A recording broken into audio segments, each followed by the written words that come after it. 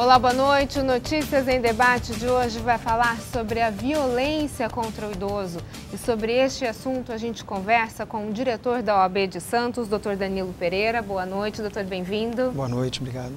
E com Luciana Servinskis, presidente do Conselho Municipal do Idoso de São Vicente. Boa noite, Luciana, bem-vinda. Boa noite, muito obrigada pelo convite. Bom, hoje, dia 15, é o dia de conscientização e combate à violência contra o idoso, né? Qual a importância, doutor, de se ter um dia de conscientização específico sobre este assunto? Na verdade, foi uma ordem mundial. Diversos países se reuniram e deliberaram sobre esse dia.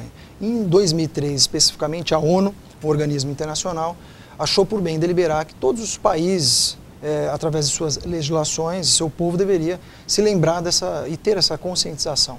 Então, em 2003, se especificou um dia, uma data, a data de hoje, dia 15 de julho, como uma forma de prevenção, por isso o nome, né? Conscientização de combate à prevenção de violência ao idoso, né?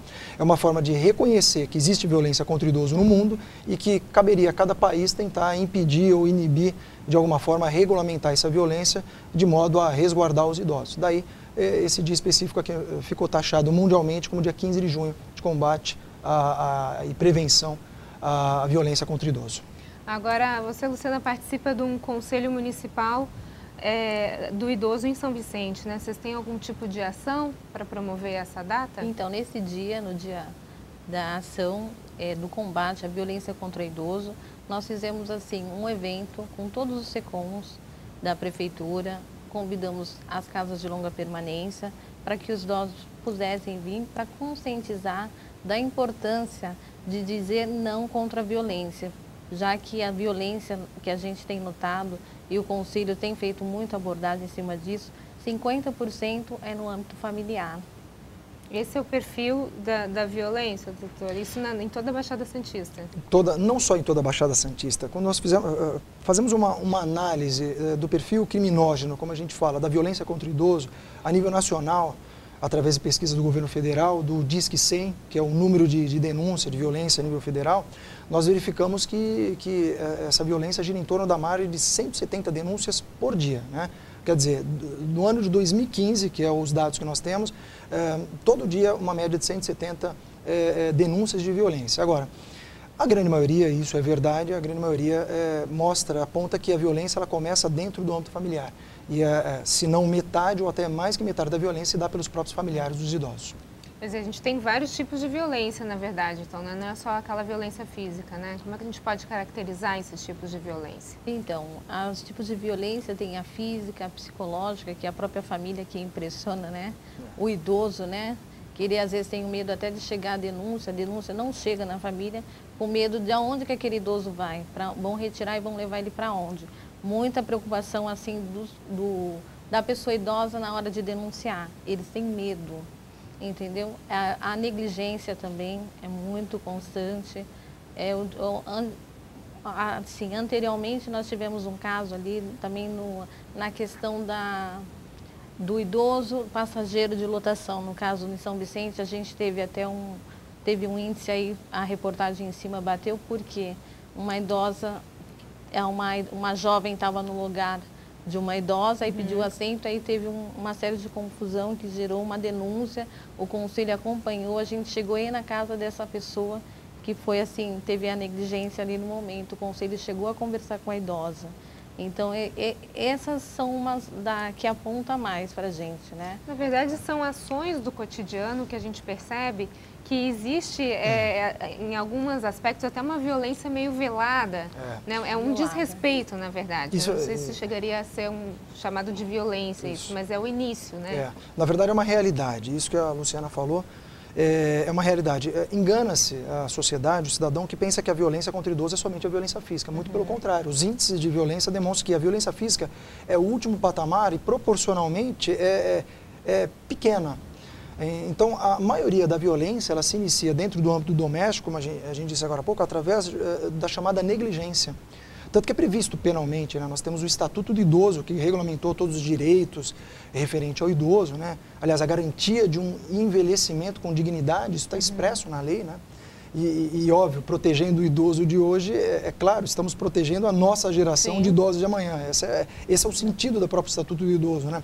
Mas fato é que a violência, ela começa desde a omissão, que é a chamada negligência, o abandono do idoso, passa pela violência psicológica, que é o terrorismo, uma ameaça ao idoso, imposições, constrangimento, gritos, em que se não toca no corpo do idoso, e passa inclusive pela violência econômica, como a gente chama, que é a apropriação de valores, muitas vezes dinheiro, contas, benefícios previdenciários, que uma determinada pessoa ela acaba se apropriando daquilo e muitas vezes deixa o idoso sem ter condição de se alimentar.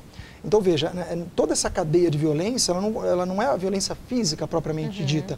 Violência, segundo a lei, está regulamentado no Estatuto, é a violência psicológica, é a violência através de uma omissão, que é a negligência, e também a violência econômica, que é a apropriação de valores, que aí você deixa o idoso sem ter condições de se sustentar, de se manter, e ele vai definhando e muitas vezes leva até a sua própria morte.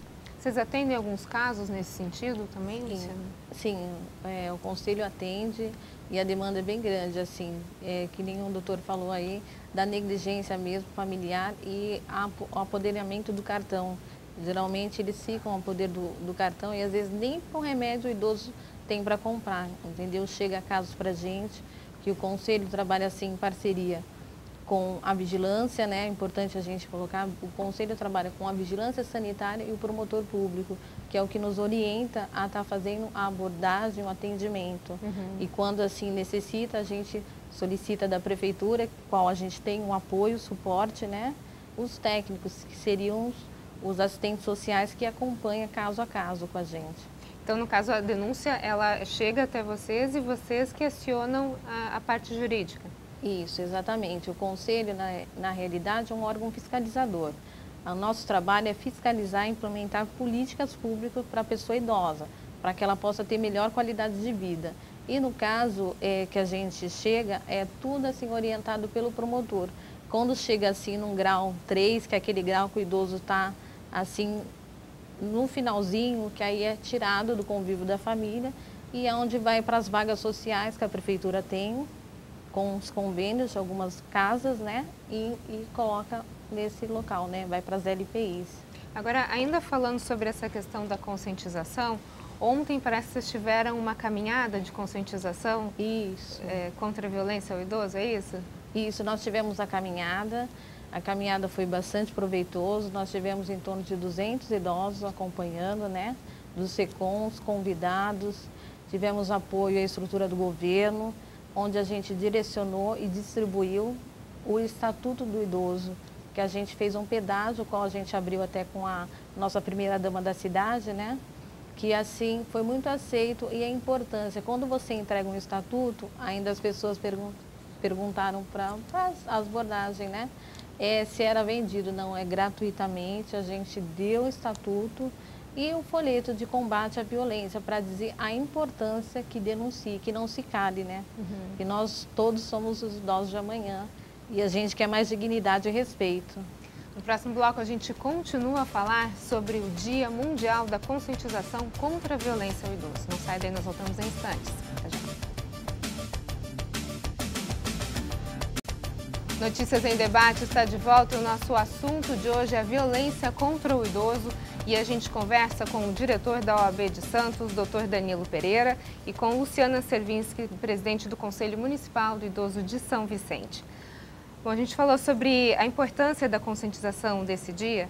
Agora, existem alguns indícios de que o idoso está sendo violentado de alguma forma? Tem como a gente perceber? Sim.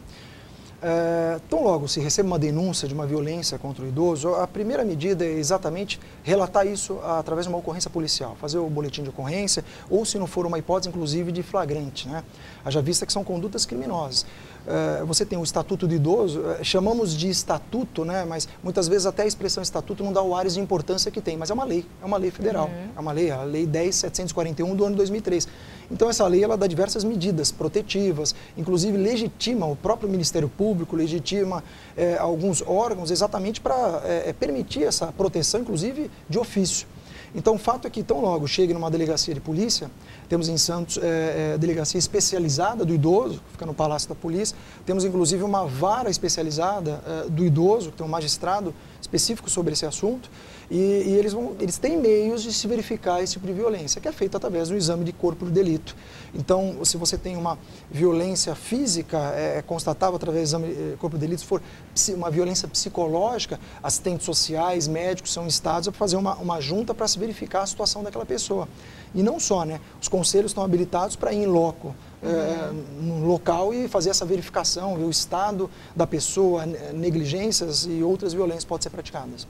A gente tem alguns números aqui na região em relação à violência? Em Santos, na verdade, os dados que nós temos do ano passado, do ano de 2016, uma média de 18 denúncias por dia. Então, quer dizer, lá na delegacia do idoso, que fica no Palácio da Polícia, o delegado recebeu algo em torno de 18 denúncias, que foram, na verdade, narrativa de ocorrência de idoso.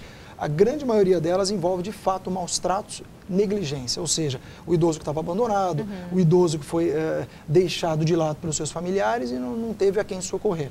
Posteriormente, ainda em segunda linha, após esses maus tratos, essa negligência, nós temos aí a violência psicológica, que também tem dados e tem uma proporção de certa forma alta. Em último lugar, a violência física. Mas um dado que é interessante, ainda a sociedade não toma devido cuidado e as instituições bancárias não tomam devido cuidado, é exatamente os golpes que se dá dentro de instituições bancárias.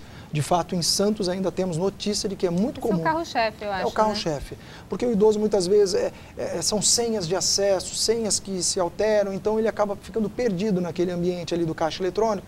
E muitas vezes a pessoa mal intencionada, às vezes até com uma cor de camisa igual ao do uniforme do banco.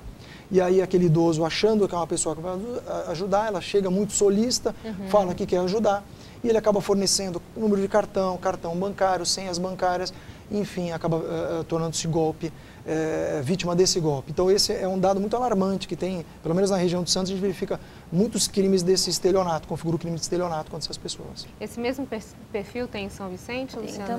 Tem também. Por isso que a gente procura orientar bem nos SECONs, com o departamento dos CEAs lá, da melhor idade, porque é comum a gente ver a prática desses abusos, né? Infelizmente, são dos maiores índices aí, né, doutor, que pode dizer. As pessoas se apropriam do cartãozinho, né, como a gente fala, do cartão do idoso e para dar golpe. Agora, o que a gente percebe é que, apesar de ter essa data de conscientização, ainda é um número bastante elevado, né? 18 denúncias por dia. Quer dizer, não é pouca coisa, se a gente for contabilizar isso. O que vocês acham que proporciona isso? É a individualidade, as pessoas não têm mais respeito, não têm mais vínculo familiar? Veja, nós temos uma normativa da própria ONU, como eu disse, em 2003, que acabou solicitando, né, que os países dessem atenção aos seus idosos. Então, a perspectiva que a gente tem é que não é algo local, não é algo de Santos, algo da Baixada Santista, algo do Estado de São Paulo, nem do Brasil, é algo mundial mesmo. Então, não sei se especificamente sobre a individualidade, a falta de interesse sobre os nossos idosos, mas fato é o seguinte, essas políticas de conscientização, um programa de televisão, uma cartilha que é entregue, um movimento como foi feito na rua, isso leva à conscientização, de modo a demonstrar que são seres humanos, óbvio, e que merecem todo respeito como qualquer cidadão. Agora, é muito mais fácil, às vezes, a denúncia partir por alguém externo ao problema, né? Alguém que visualizou, enfim, percebeu alguma situação. Dificilmente existe uma denúncia do próprio idoso? Existe sim. O idoso, quando ele está seguro do direito dele, que a gente fala assim, o idoso tem os seus direitos e deveres, a gente bate muito nisso, para que eles denunciem. Geralmente o idoso fala que está sendo negligenciado e na própria família. Já aconteceu da gente ter abordagem, aí a gente fez um trabalho, acompanhamento com o psicólogo, porque aquele idoso queria mudar, queria buscar o direito dele, que estava sendo violado. O senhor vê isso também? Ou às vezes o idoso ele pode ter medo de fazer essa denúncia por conta de ser geralmente contra os familiares, né? Porque a gente viu que o principal problema é a negligência. Exato. Na verdade, quando o idoso, ele mesmo faz a denúncia, é que a situação já chegou num limite caótico, preocupante. Na verdade, o idoso a gente chama até de efeito circular, né? Ele sofre a violência, começa com uma humilhação, menosprezo, a negligência propriamente dito. Posteriormente passa por uma violência psicológica até chegar à violência física. E um dado relevante que a gente percebe, né, quando mergulhamos nesses casos, nesses processos, nesses inquéritos, nessa investigação, é que muitas vezes está relacionado com parentes com algum tipo de drogadição, alguma dependência de droga, principalmente o crack. Então, a grande maioria de denúncias de idosos que sofrem violência e são extirpados dos seus direitos dentro da própria casa, muitas vezes expulsos. Há casos que a gente tomou conhecimento de idoso que foi expulso da própria casa. Haja vista a dependência do filho, e o filho acabava praticando diversas violências. Então, há sim uma parcela de verificação de que o idoso ele acaba se omitindo na denúncia, primeiro que ele tem medo, porque muitas vezes ele mora numa casa, tem o parente que acaba cuidando dele e ele pensa, se eu denunciá-lo ele pode ir preso, ele pode ser afastado daqui, que é uma medida prevista, o afastamento do agressor de casa. E como é que eu vou sobreviver? Quem cuida de mim? Né? Então ele fica com esse medo, esse receio, às vezes até vergonha e humilhação. Então o que leva muitas vezes a ser humilhado, agredido por muito tempo. Né? E ele aceita Acaba com medo. Aceitando. Exatamente. Ok, no próximo bloco a gente continua a falar um pouquinho mais sobre a violência contra o idoso aqui na nossa região. Não sai daí, nós voltamos em instantes. Até já. Notícias em Debate está de volta e o nosso assunto de hoje é violência contra o idoso. E a gente conversa com o diretor da OAB de Santos, Dr. Danilo Pereira, e com a presidente do Conselho Municipal do Idoso de São Vicente, Luciana Servinskis. Bom, a gente estava falando sobre essa questão familiar, que é algo muito delicado, né? Que às vezes o idoso ele não consegue ou demora para fazer essa denúncia por conta de envolver filhos, netos, enfim. Agora, no caso específico desse idoso que o senhor estava falando, onde o agressor estava dentro da casa e expulsa esse idoso de dentro de casa, para onde, que atitude que esse idoso deve tomar? Olha, na verdade o primeiro ato é relatar, fazer uma ocorrência policial, buscar, ligar num disque denúncia, no próprio telefone o disque 100 do governo federal ou outros telefones que, dependendo do município, são disponibilizados para a pessoa e chamar alguma autoridade competente, um delegado de polícia. Existe no Estatuto do Idoso uma série de medidas protetivas dessa pessoa, desse idoso. Dentre essas medidas protetivas tem um acautelamento.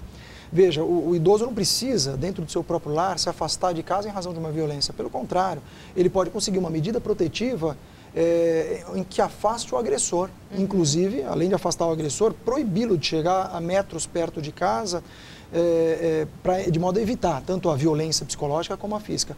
Além disso, ele pode buscar no próprio município alguma entidade ou alguma casa de acolhimento, que é próprio dos municípios, todos os municípios, a sua grande maioria tem, e ele pode conseguir um acolhimento. Mas a regra não é essa, ele não precisa se afastar do seu lar para obter uma segurança. Pelo contrário, o agressor é que deva sair do lar e protege o idoso de forma primeira. É dessa forma que o Conselho trabalha? Exatamente, é dessa forma mesmo. Geralmente eles são retirados do âmbito familiar e vai para uma casa de longa permanência, que já está disponível ali pela prefeitura, que é a vaga social que a gente fala, né? Então ele vai para a vaga social e acompanhamento assim, psicológico, ele vai ter todo o atendimento necessário ali. É semelhante ao tratamento de crianças quando elas são retiradas para aqueles lares de acolhimento? Exatamente. Só que daí seria com os idosos, né?